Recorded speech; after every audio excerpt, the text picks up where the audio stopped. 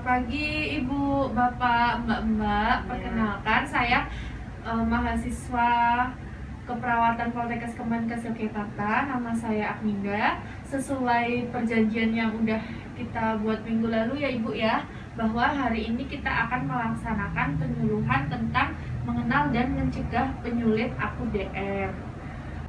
Di sini saya akan melakukan penyuluhan yang bertujuan untuk supaya ibu dan keluarga bisa mengenal dan mencegah penyulit akut DM, karena ibu kan baru beberapa bulan ya Bu terdiagnosa terkena DM. Ya. Nah jadi dan ibu bilang kemarin juga belum pernah ada riwayat keluarga yang menderita DM, jadi belum tahu begitu banyak tentang DM. Nah untuk itu saya melakukan penyuluhan sekarang ini dan untuk agar keluarga juga bisa merawat ibu agar kesehatannya tetap optimal. Nah, kurang lebih nanti waktunya sekitar 50 menit. Bagaimana? Apakah bisa langsung kita mulai saja? Bisa, Mbak. Baik, langsung kita mulai saja ya Bu ya. Nah, langsung saja ya saya mulai untuk pembahasannya. Jadi kita akan membahas tentang mengenal dan mencegah penyulit akut DM. Nah, sebelumnya kita harus tahu dulu sebenarnya itu apa itu diabetes mellitus. Jadi diabetes mellitus adalah gangguan metabolik yang ditandai dengan kadar gula darah yang melebihi batas normal. Nah, batas normalnya gula darah itu berapa sih? Nanti akan kita bahas ya. Selanjutnya kita harus tahu juga DM itu kan ada beberapa. Ada 3, yaitu ada DM tipe 1, DM tipe 2, dan DM gestasional. Nah, DM tipe 1 ini disebabkan kenaikan kadar gula darah itu disebabkan karena kerusakan sel beta pankreas sehingga produksi insulin itu tidak ada sama sekali. Jadi untuk penderita DM tipe 1 ini butuh insulin dari luar. Yang kedua itu DM tipe 2. Jadi kalau DM tipe 2 ini karena penurunan sekresi pada pankreas, jadinya itu insulinnya rendah. Dia memproduksi tapi tidak maksimal. Selanjutnya yang ketiga itu DM gestasional. Kalau DM gestasional ini yang terjadi selama kehamilan. Jadi saat hamil itu kadar gula darahnya tinggi, tapi nanti begitu hamil itu udah kembali normal. Nah, untuk selanjutnya apa sih tanda dan gejala dari DM itu? Jadi tanda dan gejala dari DM itu sebenarnya yang utama itu ada 3, yaitu dia banyak kencing, banyak makan, sama banyak minum. Kemarin ibu mengalami nggak seperti ini? Iya, Mbak, mengalami. Iya. Jadi itu 3 poin utama untuk tanda dan gejala dari DM. Selanjutnya itu ada penurunan berat badan. Biasanya orang yang terkena DM itu kan banyak makan, banyak minum, tapi dia itu lama-kelamaan berat badannya itu justru malah menurun. Dan yang lain-lainnya itu bisa tanda-tandanya tuh cepat lemas, sering gemeteran, suka geliang-geliang gitu. Tapi yang utamanya itu 3 tadi, sering kencing, sering minum, sama sering makan. Nah, ini untuk tadi kan penjelasannya kan kadar gula darah yang melebihi batas normal. Sebenarnya berapa sih batas normalnya itu? Jadi ini ada batas normalnya. Kalau normal itu gula darah puasa sama gula darah setelah makan. Kalau gula darah puasa itu kita biasanya ngeceknya pagi-pagi, karena kita kan terakhir makan itu malam. Nah, paginya itu dicek, itu kan kehitungnya kita selama malam itu kan puasa kan. Jadi kita dicek itu kalau normalnya itu kurang dari 100, dan kalau untuk setelah makan itu kurang dari 140. Nah, untuk gula darah puasa itu dikatakan dia masuk ke diabetes itu kalau lebih dari sama dengan 126, dan kalau setelah makan itu lebih dari sama dengan 200. Oh iya, Mbak, itu Ya, taunya kalau nilai 200, 126 itu taunya dari mana ya? Nah, ini itu nanti harusnya itu dicek. Kita bisa cek mandiri atau cek di laboratorium, tapi bisa kok cek mandiri nanti. Harusnya ibu juga udah punya alatnya ya bu ya, nanti udah punya belum bu? Belum. Nah ya nanti bisa beli di apotek ada, pokoknya bilang aja alat untuk mengecek gula gitu. Oh, iya. Nanti bisa dipakai alat itu, nanti cuma dicublesin ini ujung ujung jari gitu, terus nanti keluar darahnya, terus di ini nanti di alatnya itu bisa muncul ketahuan gula darahnya tuh berapa gitu. Seperti itu ya. Iya, Mbak. Kita lanjut ya. Iya. Nah, untuk yang selanjutnya, apa sih itu komplikasi akut diabetes mellitus? Ada yang udah tahu? Apa ibu udah tahu? Belum. Iya. Bapak udah tahu?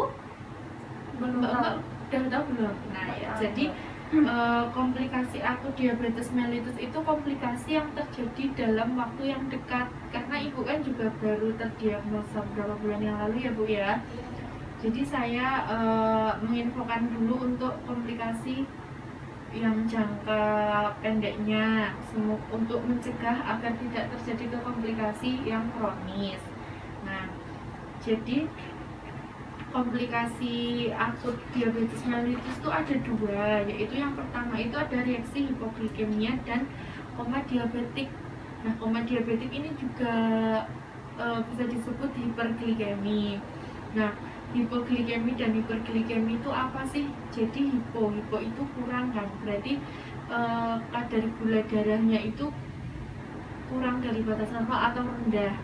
Kalau semisalnya hiperglikemi itu lebih dari batas normal. Nah, untuk hiperglikemi itu lebihnya tuh bisa sampai di atas 600, dan ini nanti bisa menyebabkan penurunan kesadaran dan lama-lama bakal jadi koma. Kalau semisalnya hipoglikemi itu bisa sampai 50 ke bawah gitu, dan ini juga bisa membuat penurunan kesadaran. Dan kalau hipoglikemi itu sebenarnya tanda-tandanya gampang sih, kalau misalnya kita memperhatikan tuh kayak misalnya rasa lapar, itu bisa jadi karena kita kekurangan gula. Terus habis itu lemas, suka gemeteran, keringat dingin, itu sebenarnya tanda-tanda dari hipoglikemi. Ada yang mau ditanyakan dulu? Belum lanjut? Belum. Oke, kita lanjut ya. Nah, untuk mencegah itu gimana sih untuk mencegah dan pengendalian diabetes mellitus? Karena kan penyakit diabetes ini tidak bisa sembuh ya, tapi dapat kita kendalikan. Nah, cara-caranya itu ada 4. Yang pertama itu mengatur pola makan. Nah, mengatur pola makan untuk penderita diabetes mellitus itu sangat penting, karena ini mempengaruhi kadar gula pasien tersebut. Nah, mengatur pola makan itu yang harus diperhatikan itu 3. Jadi yang harus diperhatikan itu 3, yaitu jenis, jumlah, dan jadwalnya. Karena setiap orang kan kebutuhan kalorinya beda-beda. Nah, untuk konsumsi yang paling disarankan itu juga rendah gula ya, karena kan boleh makan gula, bukannya nggak boleh, tapi harus ada batasnya. Terus yang selanjutnya itu melakukan aktivitas fisik. Nah, melakukan aktivitas fisik ini bisa dilakukan yang ringan-ringan aja. Misalkan ibu berjalan gitu, misalnya pagi-pagi sama bapak gitu, jalan-jalan, atau sore-sorenya bisa jalan-jalan. Terus kalau masih bisa sepedaan, boleh sepedaan, tapi pokoknya apapun olahraga ringan nggak apa-apa, yang penting bergerak, seperti itu. Terus selanjutnya itu tata laksana atau terapi farmakologi. Nah, kalau untuk terapi farmakologi ini harus sesuai anjuran dokter, dan tidak asal kayak misalnya ibu udah familiar sama insulin gitu-gitu belum? Belum, kan baru masih pakai obat oral. Oh iya, nah itu obat oral juga harus sesuai anjuran dokter ya bu ya, jangan maksudnya kayak merasa lagi lemas terus langsung dimakan semua obatnya gitu. Pokoknya sesuai anjuran dokter.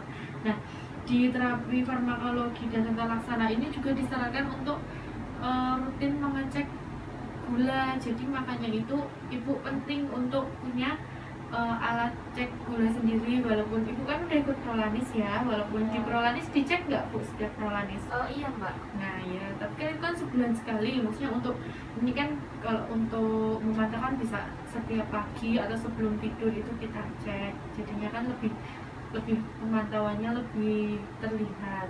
Nah untuk yang selanjutnya itu pelibatan peran keluarga. Nah ini penting ya untuk bapak sama mbak-mbak untuk mensupport ibu supaya teratur minum obat, terus habis itu memodifikasi pola hidupnya, karena kan diabetes itu maksudnya kalau nggak terkontrol tuh bisa bahaya untuk kesehatan seperti itu. Oke, ini yang terakhir, apa ada yang mau ditanyakan dulu? Cepat aja.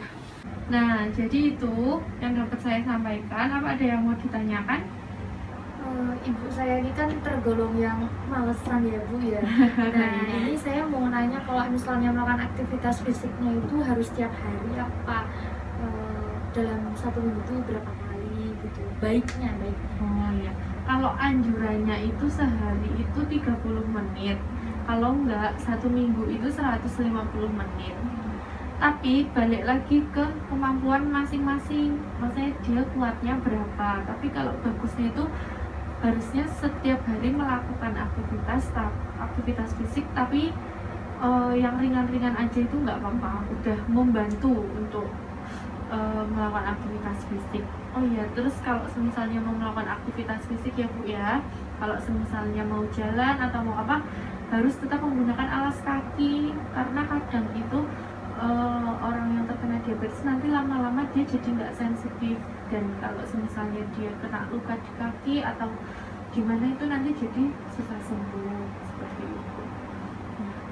Apa ada yang ditanyakan lagi? Enggak ya mbak, belum. Ada. Apa sudah merasa cukup? Ya cukup mbak. Sudah? Bapak udah paham? Udah. Mbak udah paham? Ibu gimana? Ya. Nah, coba sekarang ini saya yang tanya ya sama ibu dan keluarga.